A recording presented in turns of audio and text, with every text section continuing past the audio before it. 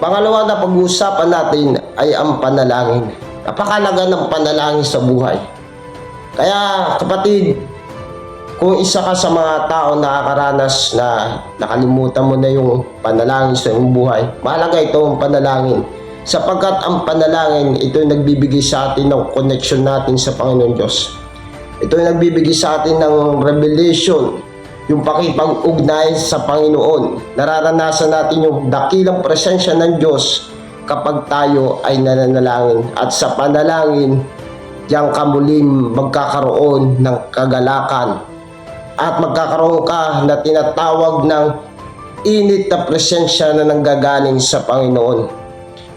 Ng Thessalonica, chapter 5, verse 16 to 19, ganito pagkasabi, mga galak kayo lagi, magsipanalangin kayo na walang patid sa lahat ng bagay